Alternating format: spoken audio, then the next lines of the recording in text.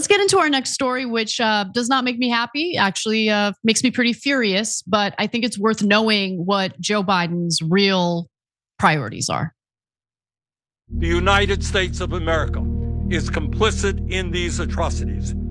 That complicity must end, and that is what these resolutions are about. It is time to tell the Netanyahu government that they cannot use U.S. taxpayer dollars and American weapons in violation of U.S. and international law and in violation of our moral values. And every member of the U.S. Senate who believes in the rule of law should vote for these resolutions. That was Senator Bernie Sanders doing what he does best, attempting to get the US government to stop sending offensive weaponry to the government of Israel, which has in fact been carrying out war crimes and atrocities in the Gaza Strip, in the West Bank.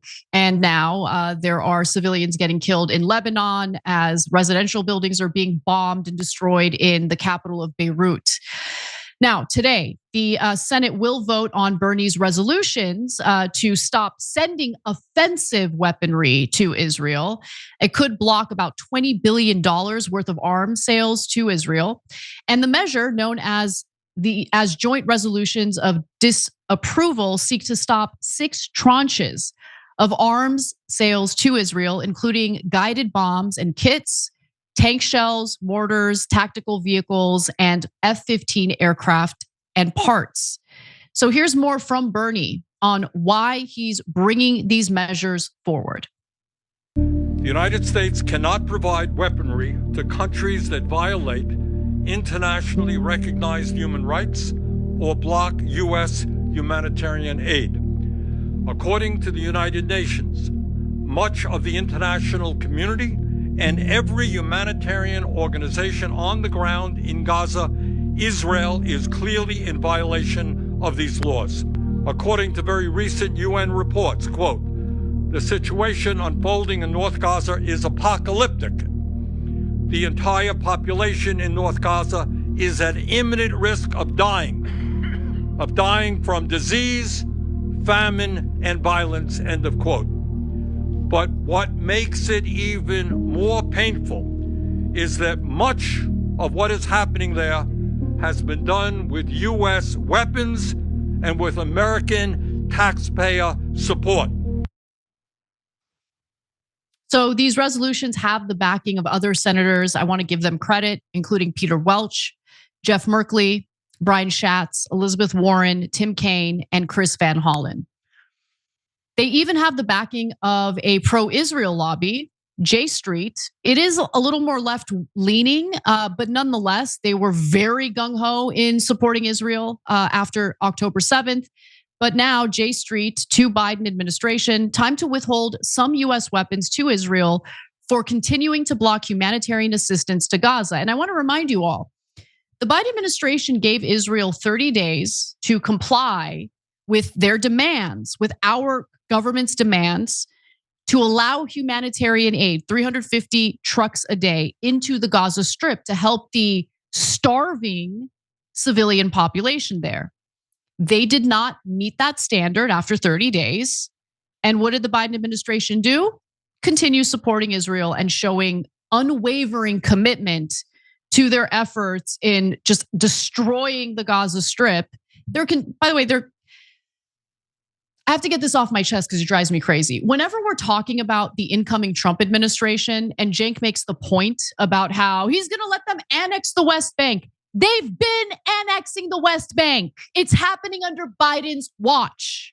Okay, it infuriates me that people think that like, oh, Biden's so much better than Trump on this issue. No, they're both garbage on this issue. They're both garbage on this issue.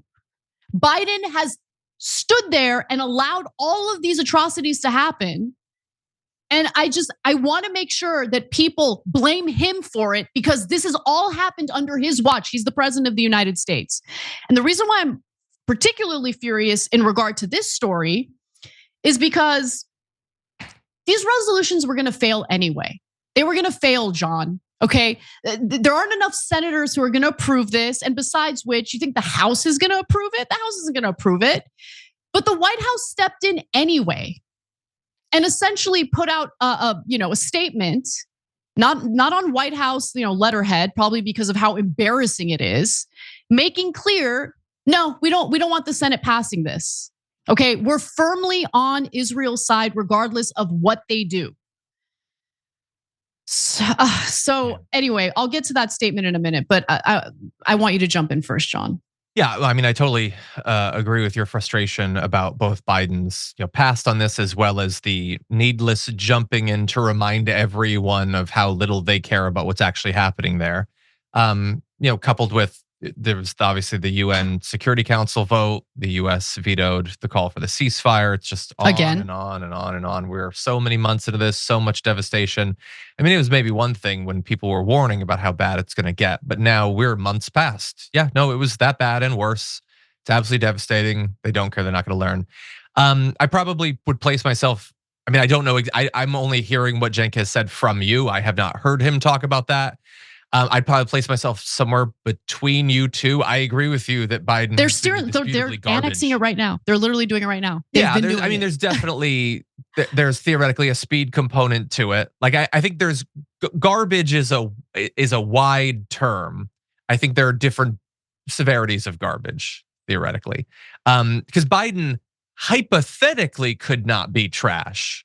He always holds out the possibility that maybe he won't be trash. He's never actually made good on that. No, he is trash. On this issue, he is trash. I am not going to give Biden even a little bit of an opportunity to launder his reputation on this issue. No, I'm not laundering his reputation. I'm saying that I think I have the imagination to imagine how Donald Trump could indeed be worse, and that whatever small limitations there might be on the IDF's comfort in doing whatever it is that they're doing, I think we are good. Well, look, maybe in 3 months we'll be able to look and see, but I have a feeling that it is going to get worse.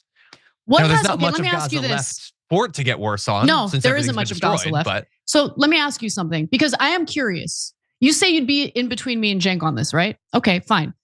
What has Biden done to hinder Israel's government or the IDF, or say no to Israel? Like really say no. I'm not talking about the strongly worded letters, right? What has he done to hinder Israel in any way that Donald Trump would not hinder? I mean, I don't think that Donald Trump would care to hinder, even hypothetically. I don't think he cares at all. Okay, that's fair. That's fair. Yeah. So what about Biden? Well, with Joe Biden, theoretically, there is generally outside of the Israeli case some sort of appreciation of the rules of engagement in war crimes, which means that Israel could at least have a concern that maybe there could be consequences for what they do, whether there actually ever are or not. I don't think that they would have even that hypothetical concern under Donald Trump. Under Biden, you have had some funding and aid, albeit usually in slapstick fashion, provided to the Palestinian people. I don't think that that would exist under Donald Trump. I mean, it might come in the form of like a dock that just blows away into the ocean or whatever, but at least there was an attempt to drop some aid or something. I don't think that that would exist. And I think there has been at least some attempt to limit the type of arms, like maybe cluster bombs or white phosphorus or something like that. There has not. He paused shipments of 2,000-pound bombs briefly, and then sent them again. Biden I'm not is no saying there's different from much Trump on this issue. Okay, I don't think the Israeli government is concerned one bit under Biden. One bit. Yes, they preferred. I think that we will see. They prefer Donald Trump, probably because they don't want to get the strongly worded letters, but they don't actually fear the strongly worded letters, clearly, because they continue to carry out more and more atrocities. The comparative analysis is stupid because they're both awful on this issue. And I just don't want to, uphold Biden as like somehow better when over the last year, he has overseen, aided and abetted some of the worst atrocities I've seen in my lifetime. So with that in mind, I do not by the disagree. way, Russia has killed like over 11,000 civilians in Ukraine. Awful. What Russia's doing with their invasion and stealing land from Ukraine is totally wrong, and I'm not justifying it, okay? But how is it that Russia is thought of as like America's #1 enemy over what they're doing? But our precious ally Israel has killed over 42,000 people in Gaza alone. But we keep sending them 2,000-pound bombs? How does that make any sense? Make it make sense. I can only speak for myself in saying that I condemn both of those. Yes, that's what I want. That's all I want. That is all I want. Okay, so with that in mind, let's talk about what the Biden administration sent over to the Senate. So as I mentioned, according to Huffington Post, the White House sent this document to multiple Democratic Senate offices on Tuesday. And here's how it reads. Disapproving arms purchases for Israel at this moment would put wind in the sails of Iran, Hezbollah, and Hamas at the worst possible moment. I want to be clear that Bernie said absolutely nothing about halting defensive weaponry to Israel. He's specifically talking about offensive weaponry, but okay. They try to argue that sending even more offensive weapons would actually help end the war in Gaza and Lebanon. Come on.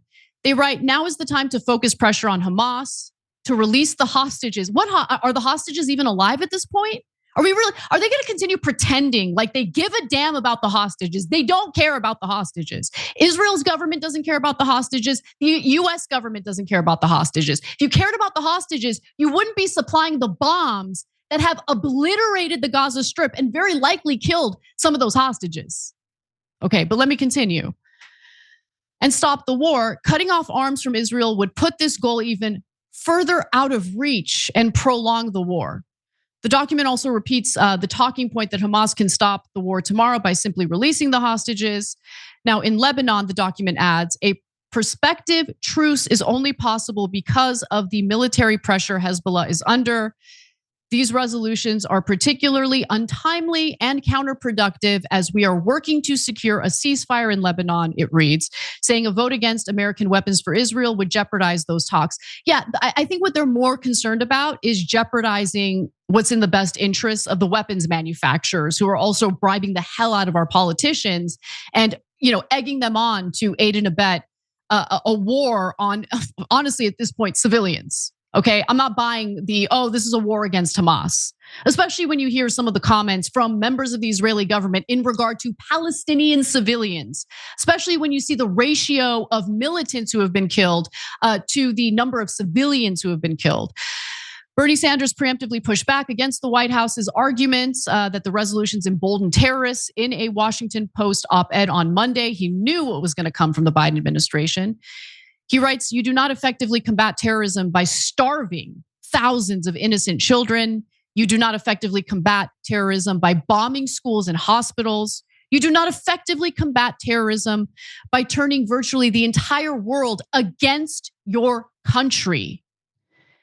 And notably, the document the White House circulated to these Democratic senators was not an official statement of administration policy, or SAP as it's called, which is typically what's sent when the White House issues guidance on legislation. The fact that they didn't send a formal SAP is a sign that they are too ashamed to put these arguments on White House letterhead, and they should be. It's embarrassing. This is Biden's legacy. He's a piece of garbage over this issue. Hey, thanks for watching that video. We really appreciate it, guys. And we appreciate it if you become members, because that allows us to be independent, honest, progressive, all the things that you don't get from corporate media. And all of that is because of you guys. Hit the join button below and become one of us. Become a young Turk.